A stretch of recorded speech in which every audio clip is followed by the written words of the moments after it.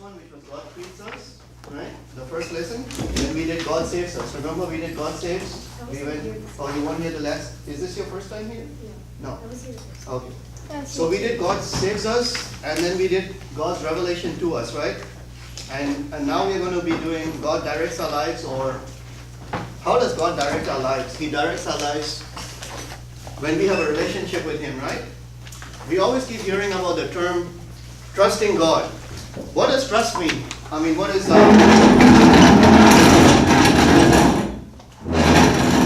we always hear the term about having faith in God. You know what the word faith means? What does having faith mean? Believing. What is another word for faith? For faith. That's a good word. Believe.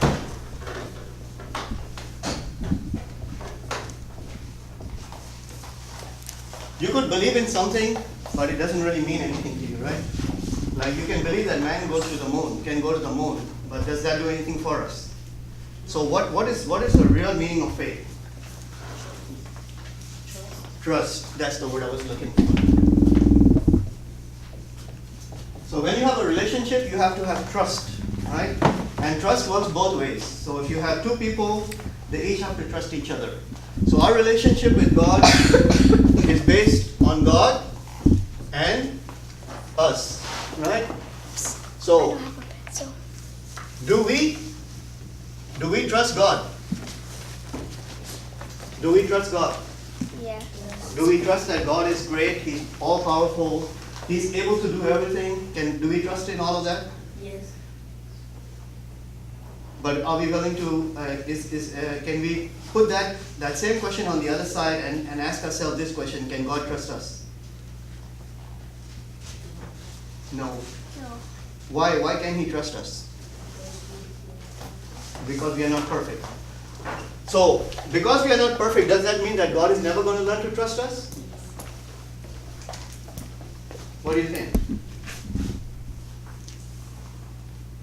Luan, what do you think? Do you think God is never ever going to trust us because we sin, because we make mistakes? He'll never trust us? What do you think, Hannah? He will? Anybody else? Why do you think He will trust us? Okay, you think about this, okay? First, God created the angels, right? And He created the heavens and the earth, and then He created the angels. Remember, we talked about this once before? Were the angels here before man or after man? They were here before. When the angels were created, was man around? No. So God created the angels for a purpose, right? Yes or no? Yes. He created them for a purpose because if I need to sit down, then I think that if I have to sit down and I don't have anything to sit down, then I'm going to create what? A chair, because there's something that I need. So if I need a chair and if I need to sit down, I can create a chair so I can sit down, right? So God needed something. He created the angels. It was there. They were created for a purpose. Did they fulfill their purpose? Did the angels fulfill their purpose? What do you think? Louis? Yes? Anyone else disagree with him? Or agree with him? Derek? Yes. Yes? Anyone else disagree or agree? Some of the angels fulfilled the purpose, some of them didn't. Okay? So who were the ones that did fulfill God's purpose? They were the ones that we call the good angels, right? And then we have the bad angels. Who is the head of the bad angels? Satan. So now we understand where the good angels and the bad angels came from. Where did the bad angels? How did the good angels become bad? Because they want to be powerful as God too. Exactly. So Satan was created for a purpose. I don't know if we went over this before, but do any of you all know what the word Satan means? Anyone? How about you, Anthony? No? Nathan? Maybe an eagle or something. Evil? Anyone else? Want to take a guess? What do you think the word Satan would mean? Bad. Bad. Anyone else? How about you, Jessica? What would you think Satan would mean? I'm sorry? Fighter? You said fighter? Fire. Fire. No, it's not fire. But anyway, those are good answers. Okay. Any of y'all have ever been to a court of law, or have y'all seen a court case going on TV? Have you? Any of y'all watch a court case? Who all is in the court? The judge, okay.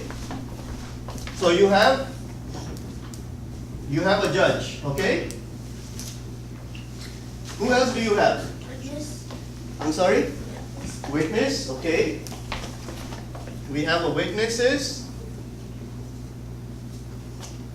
And who else? Sorry? The suspect or the accused, the criminal, right? The one who's guilty? The guilty? Who else do we have?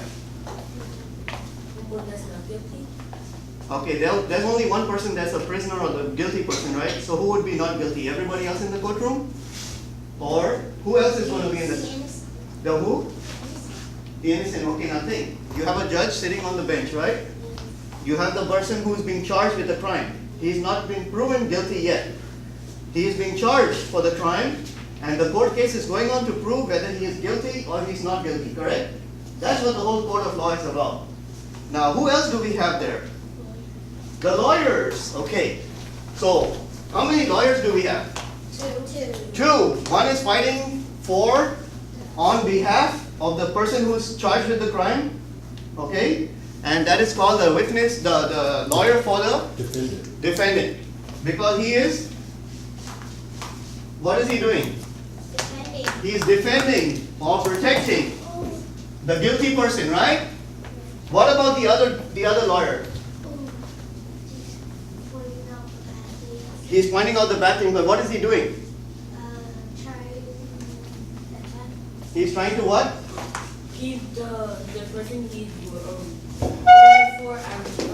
No, the one who's trying to keep him out of jail is the one who's defending him. He's protecting him. The other one is trying to keep him in jail. So he would be the lawyer for, what do we call it? The attorney of what? We would call him the accuser.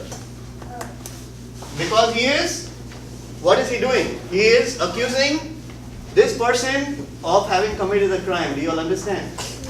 Okay, so in a nutshell, this is what the Bible is all about. Who is the judge? God. God is the judge, okay? Think of this now. Just think of the courtroom, okay? God is the judge, okay? Who is the guilty one? We are, okay? So the guilty, we are. Now, who is the defender? The attorney or the lawyer, the person, the lawyer that's fighting for us. Who would this person be? Jesus. And then who do you think this would be? Satan. So what does the word Satan mean? Accuser. That's what it means. You got it? So when we say Satan, what we are saying is he's the one who stands before God accusing us of our sins. Okay? And then on the other side we have Jesus who is defending us. But you know what the good news of the gospel, you know what the word gospel is? We use the word gospel a lot, right? We say the gospel of Jesus Christ. You know what the word gospel means? What do you think it means? Sometimes we use really big words and we don't understand because we think those words are so big and we don't understand. So it doesn't make sense to us. But if we understand what the word means, it's so easy. What does the word gospel mean? Do any of you all know? Okay, look. This is all this word means. What does it mean? Good. News. Every day in the morning you get the newspaper, right? Is it good news or bad news? Most of the time it's bad news. It's always telling about people who died, somebody went and shot somebody else, or son went and stabbed his mother to death. It's always bad news. Trains falling off the track, killing people. But the gospel is not about a train wreck. It's not about people going down the wrong path. It's good news. What is the good news about? What is the good news? When we keep saying good news, what is the good news? Jesus says, go proclaim the gospel to the whole world. He says, go tell the whole world the good news. So we are the newspaper. We are the living newspaper. We are the walking newspaper. We are the talking newspaper. When we go out into this world, we are like the newspaper. We are bringing the news to the people. I got something good to tell you. What is the good news? What do you think the good news is? What is the good news that Jesus is asking us to go tell the whole world? How many gods do we have? One. Okay? So we have one God. And God is made up of how many persons? Three. 3 persons. So what would we call the 3 persons in God? God the Father, the Son, Holy Spirit. and the Holy Spirit. So, does this ever confuse you? How can there be 3 people and yet we say there's only one? Does it confuse anyone here or everybody's cool with it?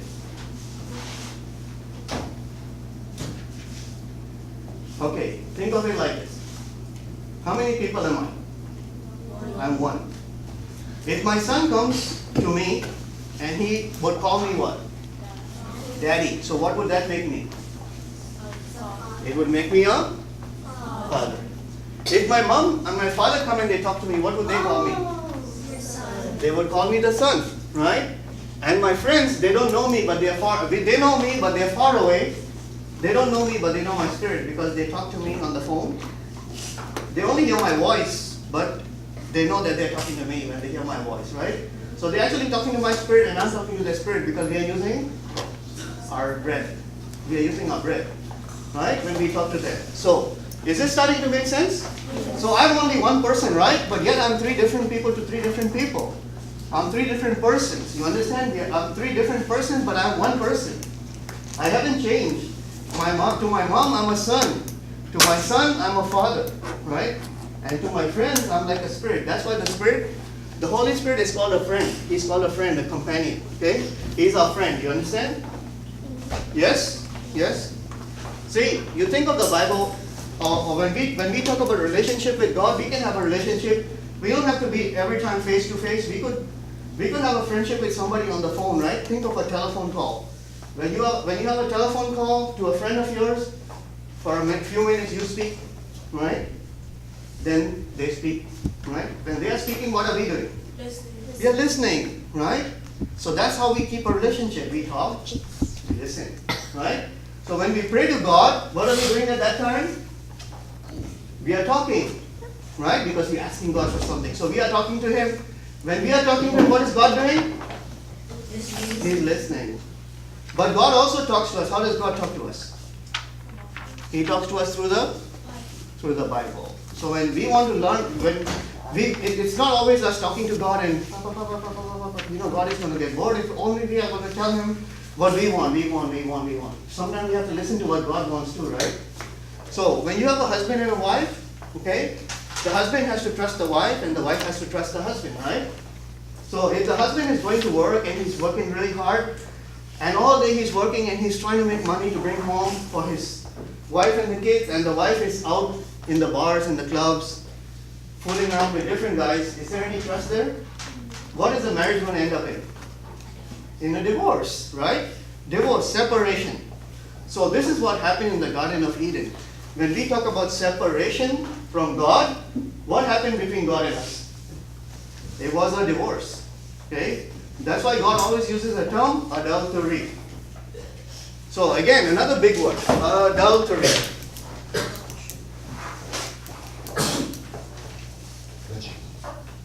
Okay, what does the word adultery mean?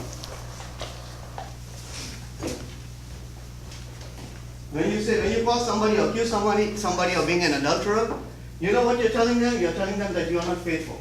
You are not true. Right? Because you have to be faithful to the other person. They have not been faithful. They are guilty of doing something wrong. Right? When we talk about a product, like say milk, and if I say that the milk is adulterated, what would that mean to you?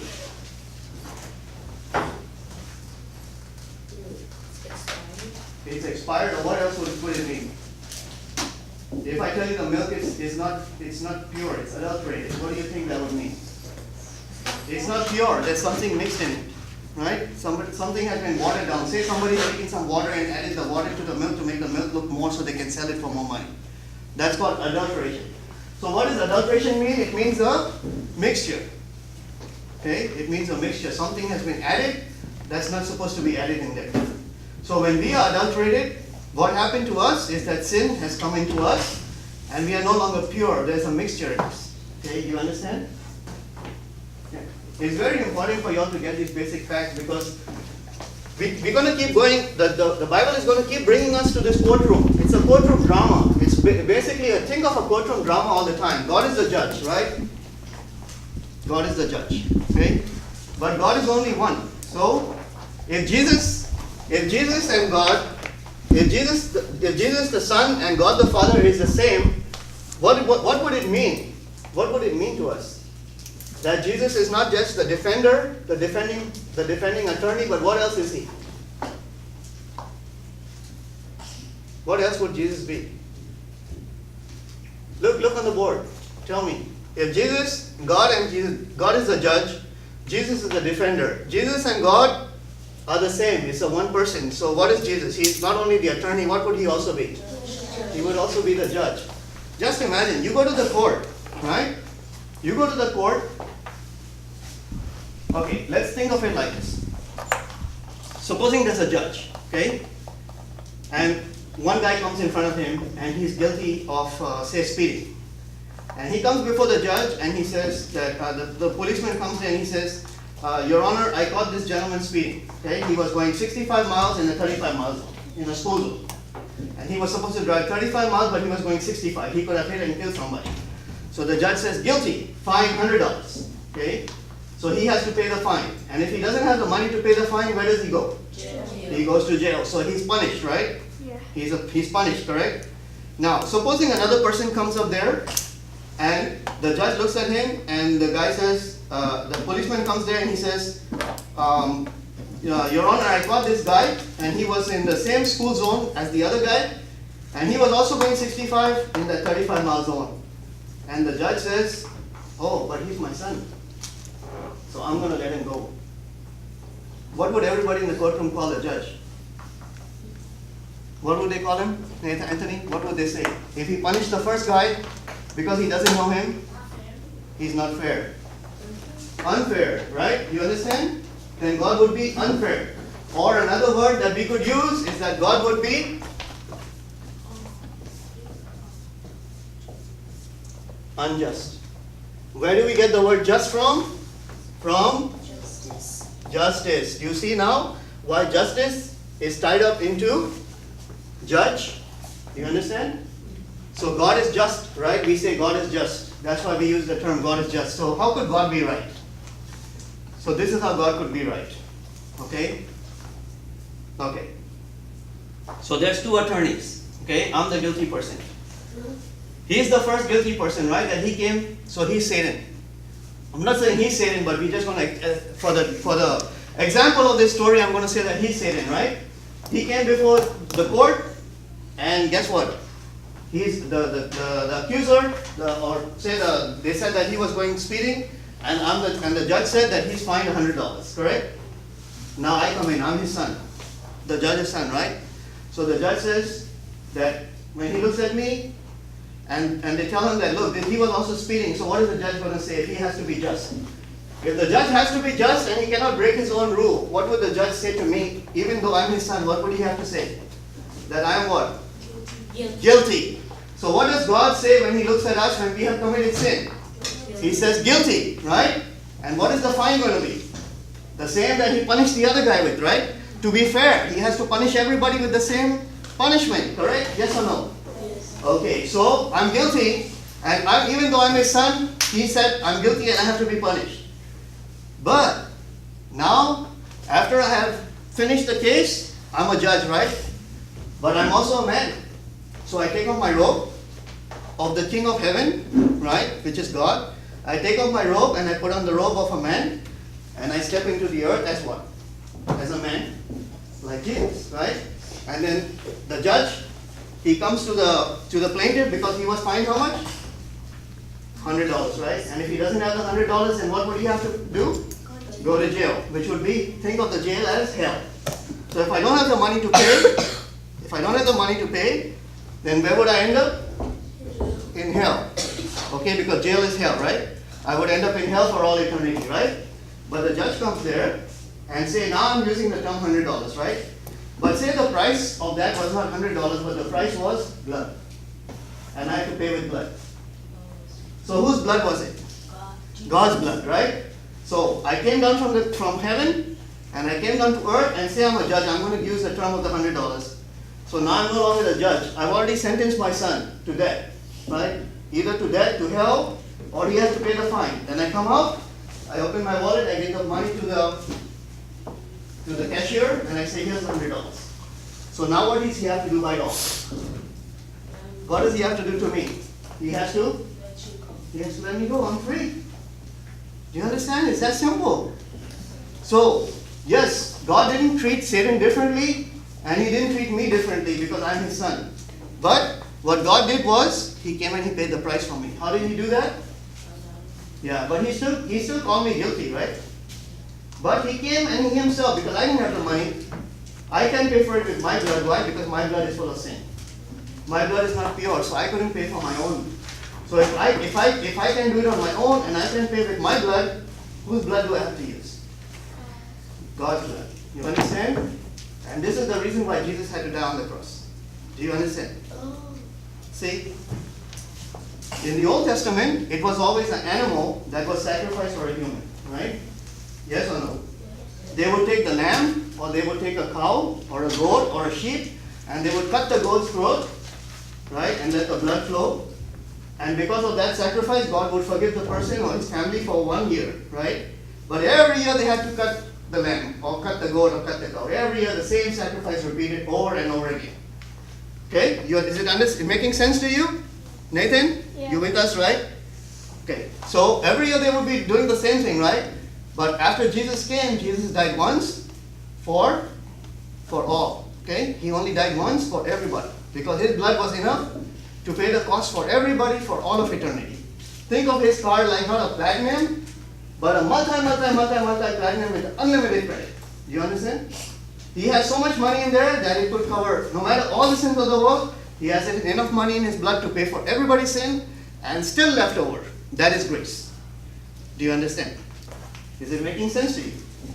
Yeah, you have to understand, because if we don't understand, we are going to church, it doesn't make sense to us. Why are we sitting here? For what?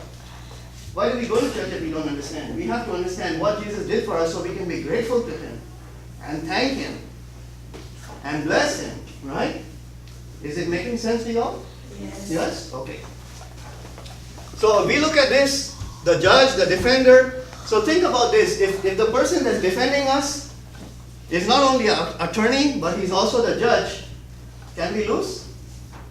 Because if the judge is our friend and he's the one defending us, how can we lose? We're always going to win, right? Yes or no? Yes.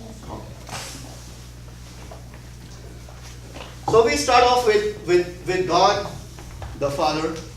And did any of you all think about it when we talk about the Bible? First they talk about God the Father, then they talk about the Son, then they talk about God was a friend of Abraham, then he was a brother to somebody, and then we end up being the bride of Christ. Why all these different terms?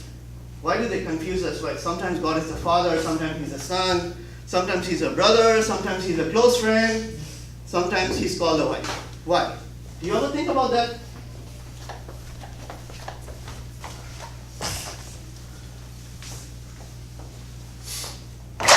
So, we start off with a baby, right?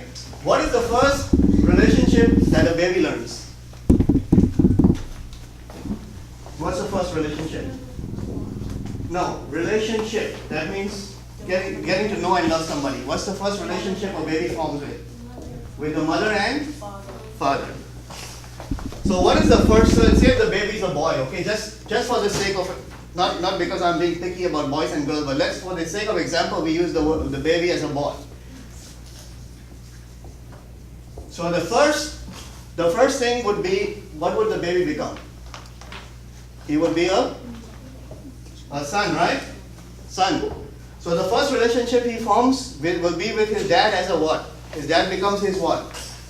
His father. So that's the first relationship we form. So how God is teaching us? He's teaching us a spiritual, heavenly truth using an earthly example. Okay? So the first example we learn, and how we learn about God, we learn of him as God, as our As our Father. Because we say, our Father who art in heaven. Right?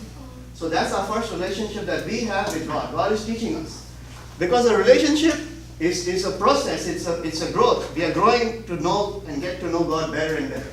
So the first thing we know is we learn of God as our Father. Right?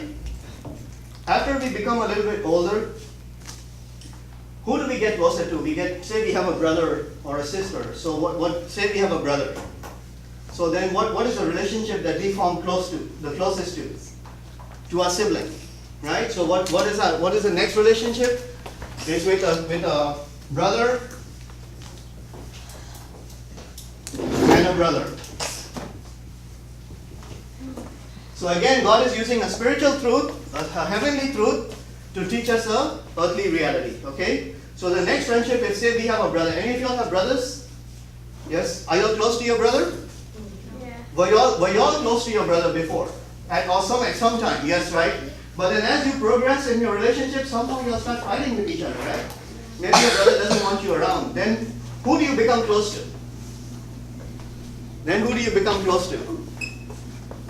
So there's you, and who do you become really close to? Okay, you already formed that relationship with your parents. You already formed that relationship with your brother. Who becomes close to you? Who becomes close to you? No, we're talking about human relationships. Friend. Okay. So the next relationship you learn about is the relationship of you with a friend. Correct? You see how it's progressing? So, no, not really. Okay. Okay, so the next relationship we learn about is a relationship between us and our friend. Right? Now, we've grown up. Okay, say now we are in our teens or we are becoming close to adults. What is the next relationship that we become close to somebody? Or what? What? As you all get older and older, what's the next relationship that you all will be looking for? Come on, guys. We are talking about religion here. There's nothing dirty here. A wife or a husband, right? Okay.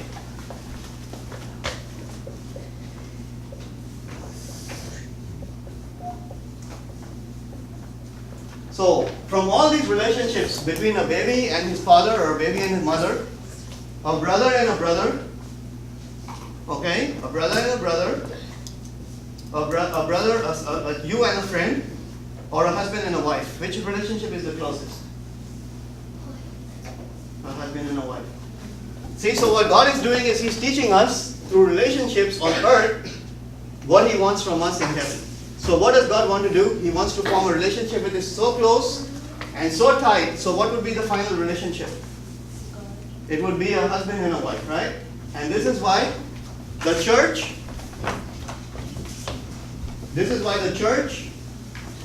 is called the bride. Bride of who? The church is called the bride of Christ. Do you understand? So God is just taking us through all of the human relationships to explain a heavenly or a spiritual reality. Is it making sense to you guys? Yes. What's the time now? I just want to make sure I don't lose track of the time. 29 minutes. 20 minutes more? 29 minutes. 29. Okay. So, any questions from any of you all so far? Is the Bible becoming more relevant or more open to you all now? Are you all starting to relate to it a little better? Yes? Okay. Any questions so far? Okay. Isn't there one more relationship with the father and son and the daughter? Yes, that's the same relationship it would, because I use the example of a boy because of the father and the son relationship. Okay? But yes, the father, if it was a daughter, the father has a relationship with the daughter the same as he has with the son. Do you think that if a father has a boy and a girl, he's going to love the boy more? No, that's not true. The parent will always love all the kids equally. Okay? It might not seem like they love all the kids the same. Sometimes we feel that our parents love our brothers or our sister more than they love us, but that is not true. Okay? Because we are human. Okay? Let me explain this to you. How many of y'all have how many of y'all have more brothers and sisters, not just one person in the family? Are you the only one in your family? You have more brothers and sisters, right? Okay, you too? I just have only one brother. But you have a brother, you still have a brother. Yeah. Do any of y'all feel like your parents love maybe one of your other brothers and sisters more than you? Kind of? Anyone else? Or everybody feels your parents love y'all all equally? Yes? Y'all all love equally? No? Okay. You see what happens is that like all the children that are born are not born with the same gifts. Okay? Some are born with say a little bit more smarter, they are smarter in studies. Some are born really good in sports, some are not. Okay? So it's always the parent will try to protect the weaker one, the weakest one. So whenever you feel that your parent is loving your brother or your sister more than they're loving you, we should be happy. You know why? Because our parents think that we are strong. And we don't need as much love and care and attention from them, the weaker one does. So the one who you think is getting loved the most, in the parent's eyes, that child is actually, to the parent, the weakest one. Do you understand? And that's why it looks like the parent is giving that child more affection and more time and more, because the parent is trying to help that child. When they think that you can do it on your own. Do you understand? Is it making sense to you? So now, don't feel bad about your mom and dad. You feel, how are you going to go home and feel now, Teresa? You're going to feel better about yourself. Why? Because you think your mom and dad think you are strong. And that's why they're not giving you that much time. Not because they don't love you. They do. They love you the same as the other child. But the one you think is getting more love, the parents in their mind, they're thinking that child is actually weaker. Do you all understand? Okay. So, relationship through the Bible. One of the main reasons why we study the Bible. Okay, how many ways do you think, Anthony, how many ways do you think there is to learn something? Yeah, go ahead. How many ways do you think, if you want to learn something, how many ways do you think you can learn that? One, okay, let's put it in another way. Think of it like this. There's two ways I can learn. Okay, I can learn by reading a book and seeing a mistake that somebody else made and learn from that mistake so I don't make the same mistake. Right? That's learning the smart way. What's learning the hard way, what they call the hard way or the dumb way, is by you making the mistake yourself, you getting hurt, okay, you paying the cost, and you learn from your mistake, hopefully, or you keep repeating the same mistake over and over again. Okay? Case in point, supposing there's somebody who is an alcoholic, or somebody that smokes a lot of cigarettes. So a packet of cigarettes costs how much? $5, right? And say they smoke a pack of cigarettes every day. So every day they are spending $5. So how much do you think that they have spent on cigarettes over the course of a year? What do you think? Just think, $5, okay? So we just let's look at the math, all right?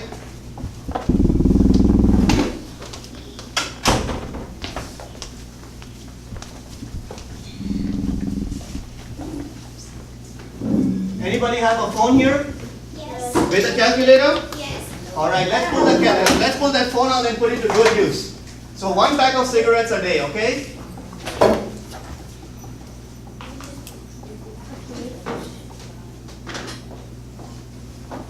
Let's assume for the sake of this exercise that the pack of cigarettes cost us $5. So $5 a day times 365, what do we get? Miss Hannah, you got it? 1,800? Okay. $1,825, correct? Okay. Now look, this is not the end of it. Supposing that person, whoever it could be a man or a woman, right? Supposing they started smoking, what age do you think people start smoking from? Let me ask you. 21. 20? 20? 21? Okay, let's go with 21. So they start smoking at 21. What do you think an average person lives for? How long? Till they are how old? 80s?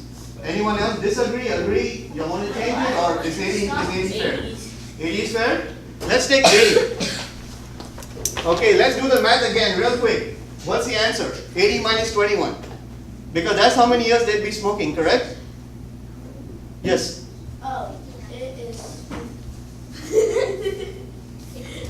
59? Yeah, 59. 59. Okay, 59. so let's think now. If we live for 59 years, every year smoking a pack of cigarettes, 59 times 1825, how much?